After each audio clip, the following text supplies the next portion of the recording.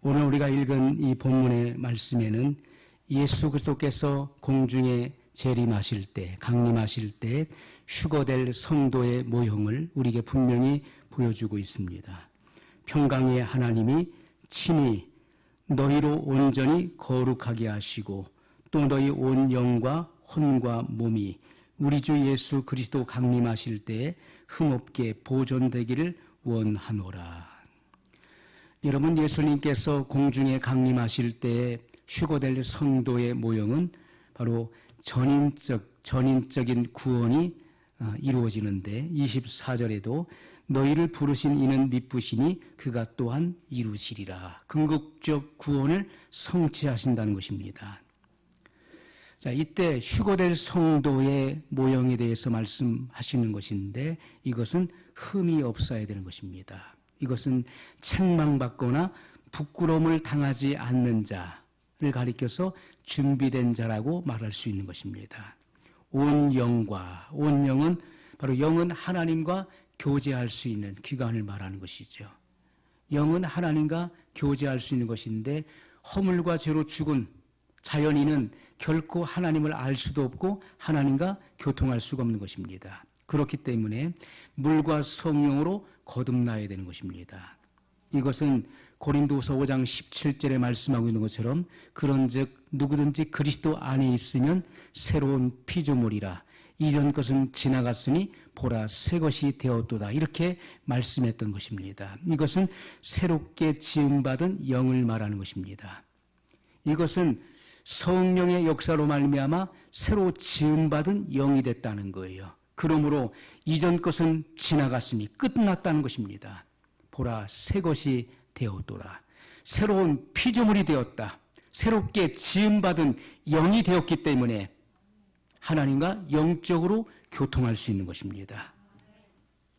너희 온 영과 혼이라고 하는 것은 지정의, 이 인격을 총괄하는 그런 기관을 말하는 것이죠. 그리고 몸은 육체를 의미하는 것입니다. 이것은 3분설이 나오는 것입니다. 영과 혼과 육으로 구성되어 있는 이 사람의 이 전인을 말씀하고 있는 것입니다. 이것이 흠없게 보존되어야 된다는 것이죠. 이것은 부족함이 없이 흠없이 깨끗한 것을 의미한다는 것입니다. 하나님의 저울에 달렸을 때 부족한 것이 있어서는 안 되는 것이죠. 하나님의 기준에 부족함이 있어서는 안 되는 것입니다. 하나님의 기준에 도달할 수 있어야 되는 것을 의미하는 것입니다. 우리가 데살로니가전서 4장 17절에 보면 그 후에 우리 살아남은 자도 저희와 함께 구름 속으로 끌어올려. 구름 속으로 끌어올린다는 것은 이끌려 올라간다. 랩스로 바로 잡아채다, 운반한다, 이끌려 올라간다. 랩처라고 그러죠. 그래서 휴거라고 하는 말이 나온 것입니다. 저희와 함께 구름 속으로 저희는 누굽니까? 주 안에서 죽은 자들의 부활이 일어나서 먼저 올라가고 그 후에 우리 살아남은 자도 저희와 함께 구름 속으로 끌어올려 공중에서 주를 영접하게 하시리니 그리하여 우리가 항상 주와 함께 있으리라. 공중의 권세를 제압하시고 회복하셨기 때문에 공중에서 만남이 이루어지는 것입니다. 우리가 이 말씀을 보게 되면 예수님의 공중 재림과 동시에 준비된 성도가 휴거된다는 것은 분명한 사실인 것입니다. 이것은 부인할 수 없는 성경 말씀이기 때문에 이것은 진리인 것입니다. 실제로 이루어질 일에 대한 약속인 것입니다. 우리가 데살로니가전서 5장 7절에 보면 자는 자들은 밤에 자고 취하는 자들은 밤에 취하되 이렇게 말씀하고 있어요. 예수님께서 언제 오시는 것입니까? 밤에 오시는 것입니다. 그런데 이것은 시각적인 밤을 의미하는 것이 아니죠. 시각적인 밤을 의미하는 것이 아니라 이것은 죄악이 관영했을 때, 죄악이 관영할 때 주님이 오신다는 것입니다. 그래서 밤이라고 하는 것은 죄악이 관영한 것을 시사하고 있는 것인데 자는 자들은 밤에 잔다. 무슨 말입니까? 이것은 그들이 잠들어 있으므로 들림받지 못한다는 것을 말씀하고 있는 거예요. 취하는 자들은 밤에 취하되, 취한다는 것은 들림받는다, 취해간다, 데려간다는 것을 의미하는 것입니다. 취하는 자들은 밤에 취하되, 그들에게 기름이 담겨져 있으므로 데려가는 것입니다. 그들이 깨어 있으므로 그들을 취해간다는 거예요. 그것을 성경은 우리에게 분명히 말씀하고 있는 것입니다. 예수님의 공중 재림에 대해서 어떤 이들은 전 3년반이 끝나고, 전 3년반이 대환란의 전 7년 대환란의 전 3년반이 끝나고 예수님의 공중 재림이 있고, 그리고 성도들의 휴거가 있다고 주장하는 일이 있습니다. 또 어떤 이들은 예수님께서 지상에 재림하실 때, 그때는 7년 대환란이 끝날 무렵이죠.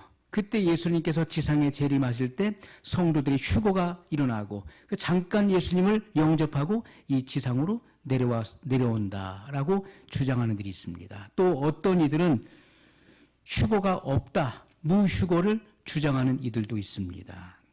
그러나 우리는 성경 말씀의 근거에서 무엇이 옳고 그른지를 식별하고 우리는 분별해 내야 될 것입니다.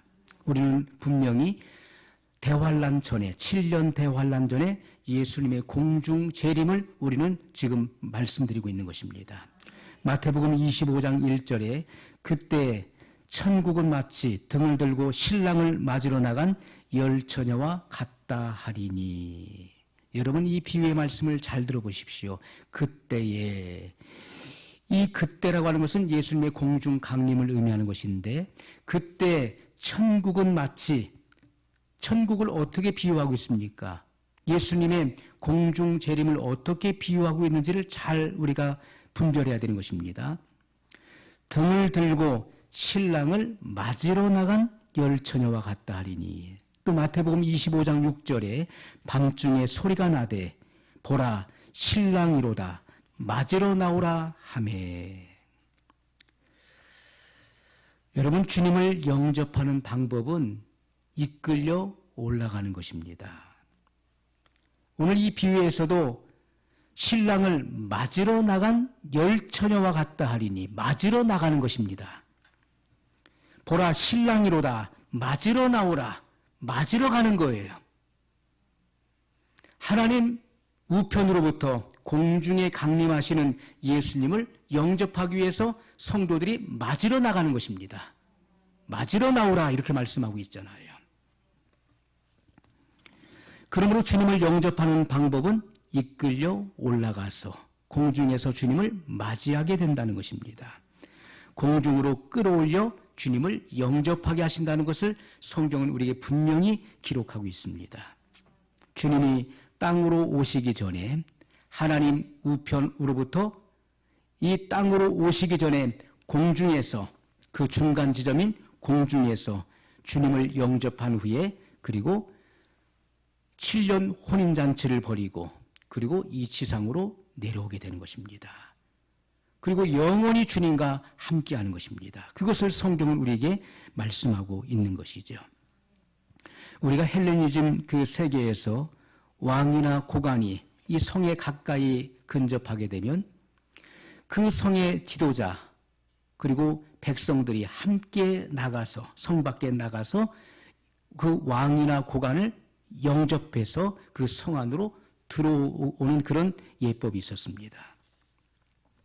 우리가 사도행전 28장 15절에 오면 거기 형제들이 우리 소식을 듣고 압비오 저자와 삼관까지 맞으러 오니 바울이 저희를 보고 하나님께 살이하고 담대한 마음을 얻으니라.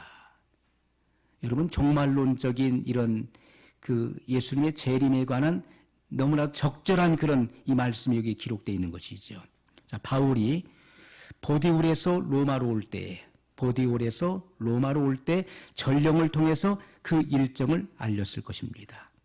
그때 로마의 교인들이 바울을 영접하기 위해서 압비오 광장과 그리고 삼관, 이 삼관이라고 하는 것은 트레이스 타바르네를 말하는 것인데, 이것은 그 뜻이 세계의 숙소를 의미하는 것입니다.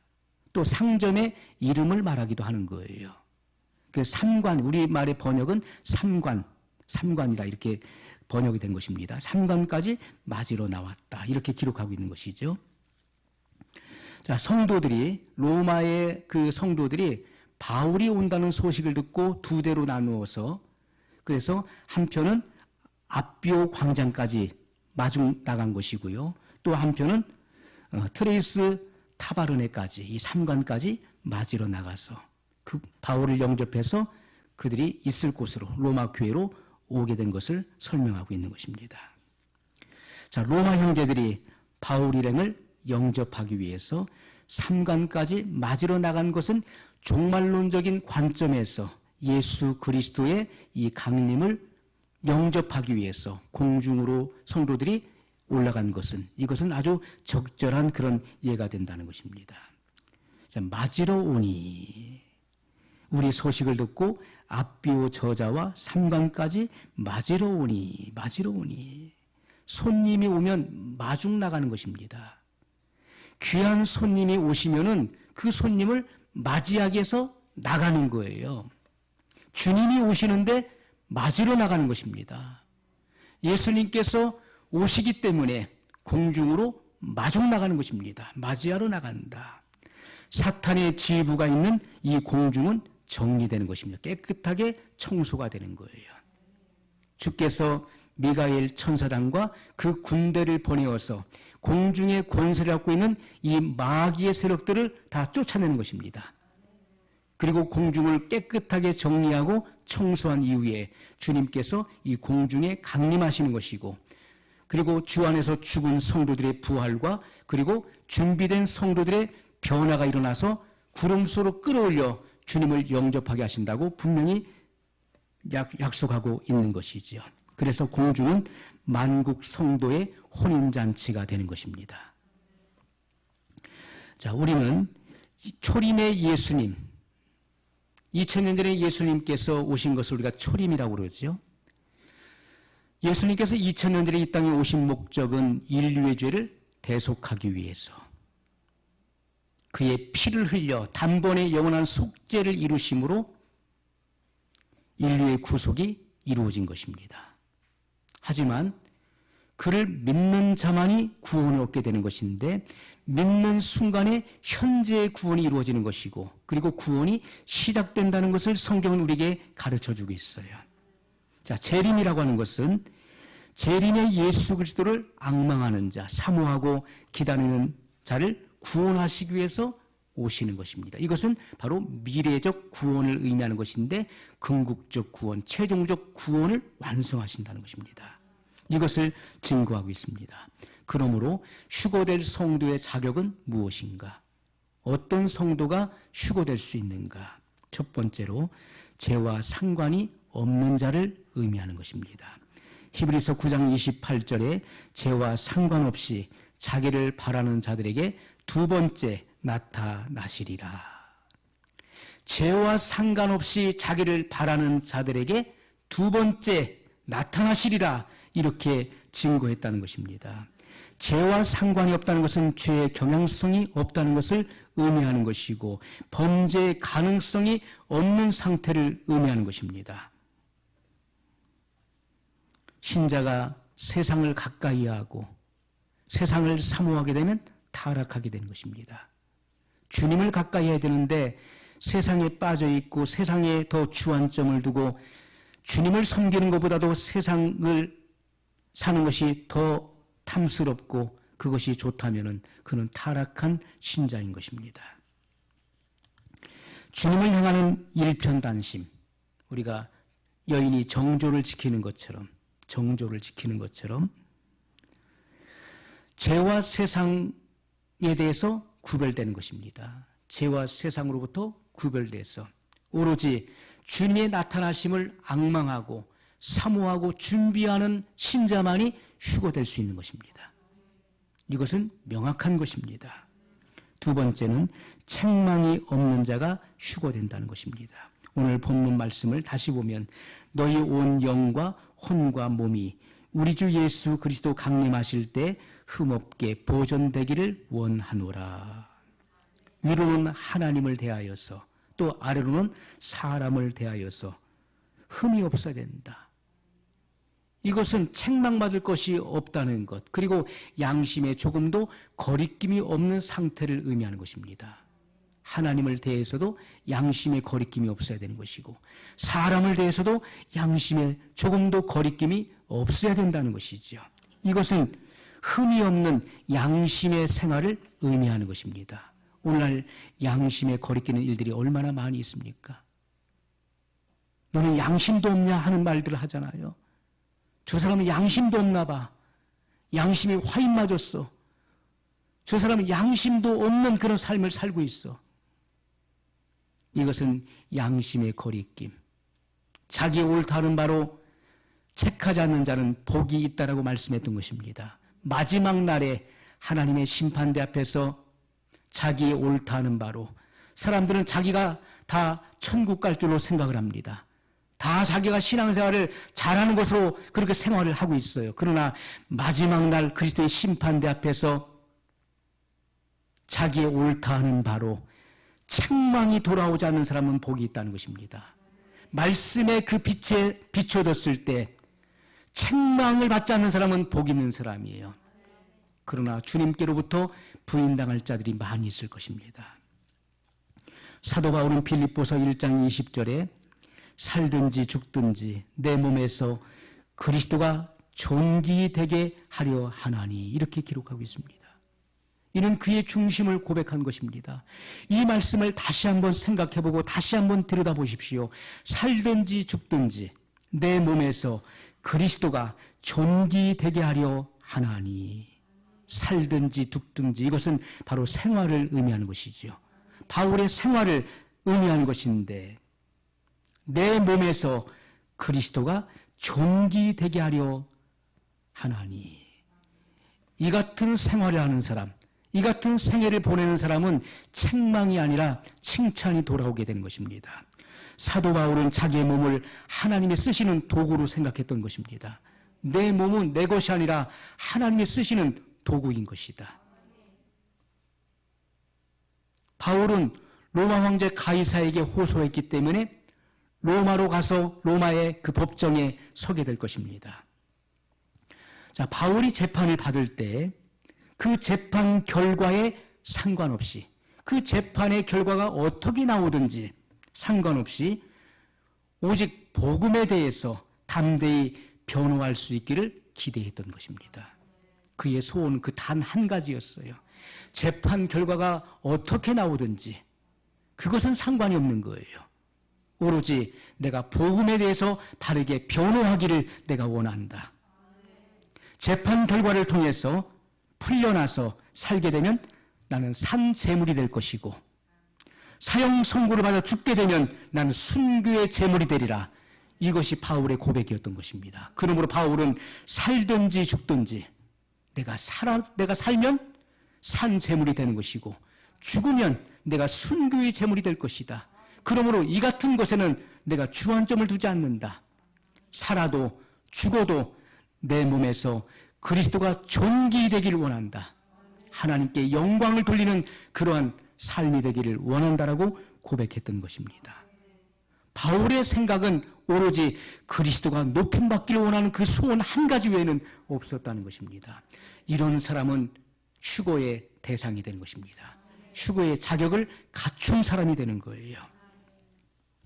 세 번째는 성결한 자가 휴거될 수 있는 것입니다. 히브리서 12장 14절에 모든 사람으로 더불어 화평함과 거룩함을 쫓으라. 이것이 없이는 아무도 주를 보지 못하리라. 이렇게 말씀했던 것입니다. 우리가 화평함과 거룩함을 쫓는 것. 예수 그리스도의 희생을 통하여서 하나님과 죄인 사이에 화목이 이루어졌고, 사람과 사람 사이에, 이방인과 유대인과 이방인 사이에 화목이 이루어진 것입니다. 그러므로 누구든지 주님을 믿는 사람들은 화평을 깨서는 안 되는 거예요. 절대로 화평을 깨트려서는 안 되는 것입니다. 어느 곳에 가든지 불화를 일으켜서는 안 되는 거예요. 분쟁을 일삼아서는 안 되는 것입니다. 부정하고 불결한 그러한 사람은 거룩하신 하나님 앞에 설 수 없을 뿐만 아니라 하나님과 교제도 불가능한 것입니다. 화평함과 거룩함을 쫓으라. 이것이 없이는 아무도 주를 보지 못하리라. 아무도, 그 누구도 예외가 없는 것입니다. 마음이 청결한 자는 복이 있나니 저희가 하나님을 볼 것이며, 예수님께서 산상수훈을 통해서 마태복음 5장 8절에 기록한 말씀이에요. 마음이 청결한 자는 복이 있나니 저희가 하나님을 볼 것이며, 주님을 만날 수 있는 유일한 조건은 바로 성결이라고 하는 것입니다. 그러므로 예수 그리스도께서 희생을 통해서 이루어놓으신 그 화평을 절대로 깨지 마시기 바랍니다. 화평함과 거룩함을 쫓으라. 거룩함은 바로 하나님의 본성인 것입니다. 바로 그리스도인들이 소유해야 될 하나님의 본질적인 속성이기 때문에 성도는 반드시 거룩해져야 되는 것이죠. 반드시 거룩한 삶을 추구해 나가야 되는 것입니다. 그래서 요한일서 3장 3절에 보면 사도 요한이 이렇게 기록하고 있습니다. 주를 향하여 이 소망을 가진 자마다 그의 깨끗하심과 같이 자기를 깨끗하게 하느니라. 주를 향하여 이 소망을 가진 자마다, 이 소망이 무엇입니까? 예수님의 재림을 의미하는 것이고, 예수님께서 공중에 강림하실 때 준비된 성도들의 변화를 의미하는 것입니다. 주 안에서 죽은 성도들의 부활을 의미하는 거예요. 이 같은 소망을 가진 자마다 그의 깨끗하심과 같이 자기를 깨끗하게 하느니라. 주님은 성결하시기 때문에 주님의 신부될 자도 성결해야 된다는 것입니다. 주님과 동질의 그런 성품을 갖지 않으면 안 되는 것입니다. 주님은 성결하신데 나는 불결하다면 결코 주님을 영접할 수 없는 것입니다. 주님의 깨끗하심과 같이 나도 깨끗해야 되는 것이고, 주님의 완전하심 같이 나도 완전해야 되는 것이고, 주님의 거룩하심과 같이 나도 거룩해야 되는 것입니다. 그래야만 주님의 신부의 자격을 갖추는 것이고, 주님이 공중에 재림하실 때 그 주님을 영접할 수 있게 된다는 것입니다. 그러므로 주님은 성결하시기 때문에 그의 신부도 마땅히 성결치 않으면 주님의 배필이 될 수 없다는 것입니다. 왜냐하면 주님과 일체가 되어야 되기 때문에 그런 것입니다. 주님과 연합을 이루어야 되기 때문에. 우리가 공중 혼인잔치의 그 혼인이라고 하는 것은 연합을 의미하는 것입니다. 그리스도와의 연합을 의미한다는 것입니다. 네 번째는 등불을 예비한 자. 등불을 예비한 자만이 휴거될 수 있는 것입니다. 마태복음 25장 1절에 그때 천국은 마치 등을 들고 신랑을 맞으러 나간 열처녀와 같다 하리니. 열처녀의 비유를 통해서 분명히 말씀하셨는데, 이스라엘 유대인들은 밤에 혼인을 하게 됩니다. 밤에 혼인을 하게 되는데 그 신랑을 맞이하는, 신랑이 모든 것을 약혼을 한 후에 한 1년 정도의 그런 집을 준비하는, 신부를 위해서 집을 준비하는 예비 기간을 갖고, 그리고 신랑이 신부를 맞이하러 오는 것입니다. 그런데 그 신랑이 오시는 데 대해서 그 신랑을 맞이할 수 있는 신부의 유일한 조건은 등불이었다는 것입니다. 등불이 없으면 안 되는 거예요. 그래서 열처녀가 다 같이 등은 가졌지만은 미련한 다섯 처녀는 기름이 떨어졌기 때문에, 기름이 부족함으로 신랑을 맞이하지 못했다, 이렇게 말씀하고 있어요. 슬기로운 다섯 처녀는 등과 함께 기름을 준비했기 때문에 등을 밝혀서 등불을 가지고 신랑을 맞이하러 나갔다, 이렇게 말씀하고 있는 것입니다. 그래서 우리가 등은 신앙을 의미하는 것입니다. 등은 신앙을 의미하는 것이고, 기름은 성령을 의미하는 것입니다. 그러므로 성령을 받지 못한 사람은 주님을 영접할 수 없는 것입니다. 우리는 반드시 성령을 체험할 뿐만 아니라 성령님과의 깊은 교통이 이루어져야 되는 거예요. 항상 등불을 밝히고 있어야 되는 것입니다. 신랑이 언제 오실지라도 그 등불을 들고 나갈 수 있어야 된다는 거예요. 형식적인 신앙, 껍데기 신앙은 의미가 없는 것입니다. 등이라고 하는 것은 형식적인 신앙의 틀을 의미하는 것입니다. 겉만 신앙인 것처럼 보여서는 안 되는 거예요. 우리는 그 속에 기름이 채워져 있어요. 기름이 담겨져 있어야 되는 것입니다. 이것은 성령을 의미하는 것이에요. 성령. 성령이 없는 자는 예수님을 영접할 수 없다는 것이죠. 자, 그러면 우리가 휴거될 자, 그리고 이 땅에 남겨져서 대환란을 통과할 자. 자, 교계에서도 성도들의 휴거를 반대하는 이들이 있습니다.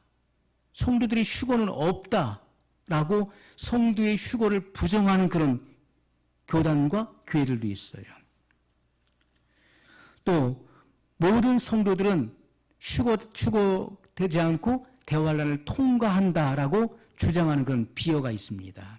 이것은 근거 없이 떠도는 말들이지요. 성경에 근거를 두지 않은 그러한 수많은 유튜브나 또 인터넷상에 떠도는 그런 비어들이 많이 있습니다. 거기서 우리가 속아서는 안 되는 것이죠. 성경 말씀 그대로 우리는 알고 믿어야 되는 것입니다. 여러분, 예수님께서는 반드시 7년 대환란 전에 예수님은 공중에 강림하시는 것입니다.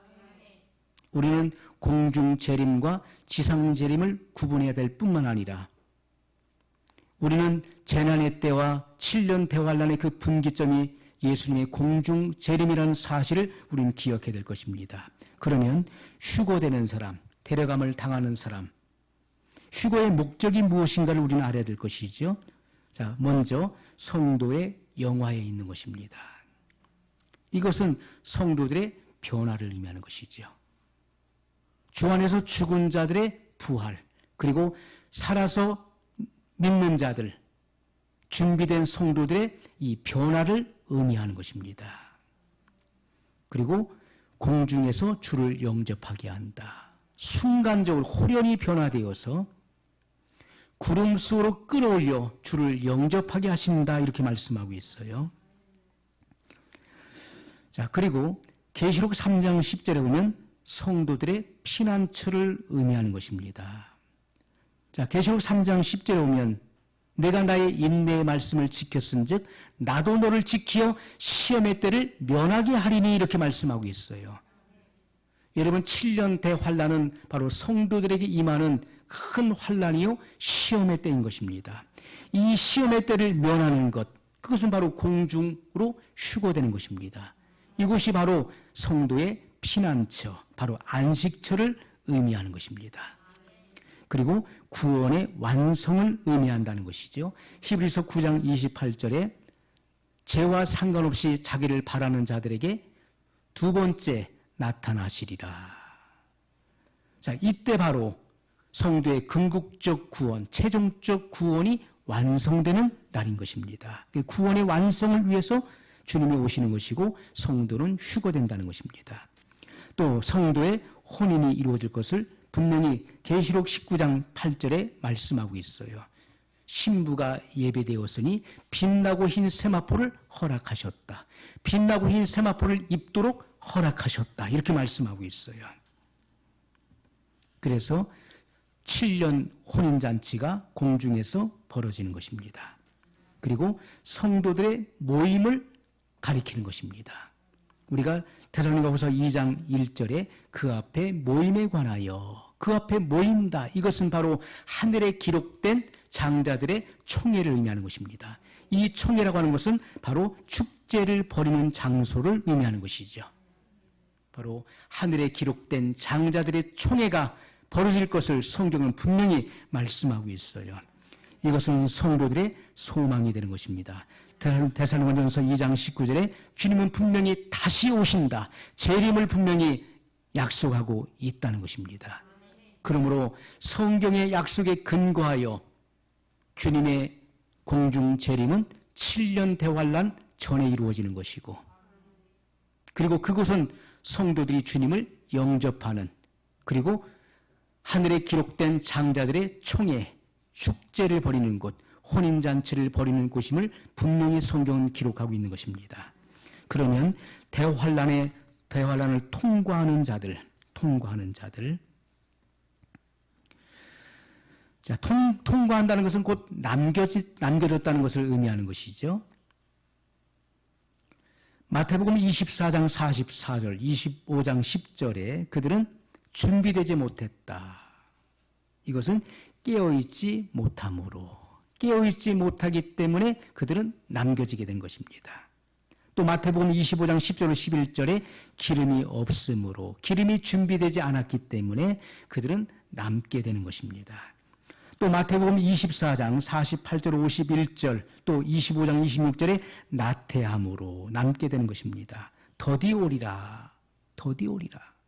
신랑이 더디 오리라. 주인이 더디 오리라 하면서 아니란 사고방식을 가지고 맡겨진 사명을 소홀히 한 자들, 그들은 악하고 게으른 종이 되는 것입니다. 그들은 남게 되는 것입니다. 또 마태복음 25장 40절 41절에 그들은 버림받음으로, 버려졌다는 것은 남겨졌다. 누가복음 17장 34절에도 분명히 말씀하고 있는 것입니다. 두 사람이 밭에 있으며 하나는 데려감을 당하고 하나는 버려둠을 당하리라. 두 여자가 집안에서 맷돌을 갈고 있다가 하나는 데려감을 하고 하나는 버려둠을 당한다. 반드시 이것은 우리의 현실이 된다는 것입니다. 누구는 올라갈 자가 있고 누구는 반드시 남겨질 자가 있다는 거예요. 세상을 돌아봄으로 그는 남겨지게 되는 것입니다. 그러므로 성경은 누가복음 17장 32절에 롯의 아내를 기억하라. 예수님께서 그렇게 말씀하셨어요. 롯의 아내를 기억하라. 세상과 벗된 사람은 주님을 영접할 수 없다는 것입니다. 세상과 짝한 사람은 주님을 영접할 수 없는 거예요. 세상에 깊이 빠져 있기 때문에, 세상을 즐기고 있기 때문에 주님을 영접할 준비가 안 된 것입니다. 그러므로 세상을 돌아보는 사람은 영접할 수 없어요. 롯의 아내가, 롯과 그의 아내와 두 딸이 그 하나님께서 이 소돔성을 멸하려 하실 때 그들은 성을 빠져나왔습니다. 그리고 수알 땅을 향해서 있는 힘을 다해서 달려가는데 롯의 아내는 그 소돔성을 돌아보게 되었죠. 불과 유황이 내릴 때에 그 성이 불타는 것을 너무나 아까워서, 그곳에 두고 온 것이 너무나 아까워서 그는 뒤를 돌아보았어요. 절대로 뒤를 돌아보지 말라. 앞을 향해서 나가라. 하나님의 진노가 급하다라고 했음에도 불구하고 롯의 아내는 뒤를 돌아본 것입니다. 세상을 돌아봤다는 거예요. 그러므로 그는 준비되지 않은 처녀의 모형이 되는 것입니다. 그리고 불신앙으로 인하여서 누가복음 18장 8절에 인자가 올 때 세상에서 믿음을 보겠느냐.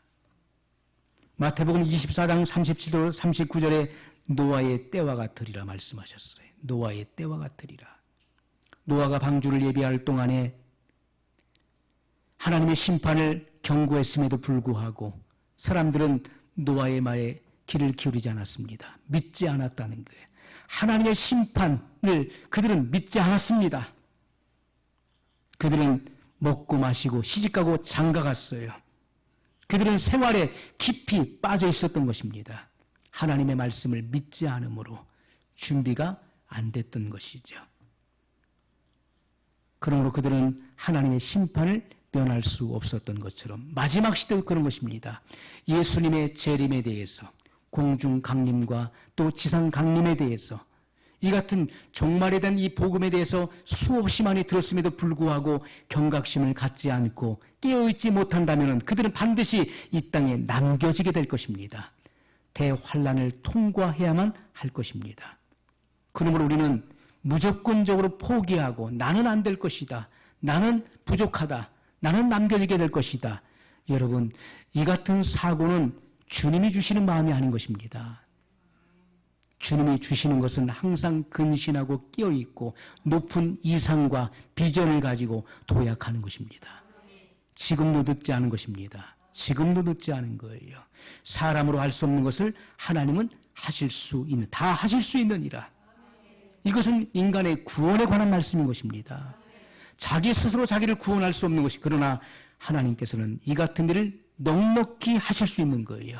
자기를 완전히 비워버리고 주님께 자기 자신을 헌신한 이들을 주님께서는 넉넉히 구원하시는 것입니다.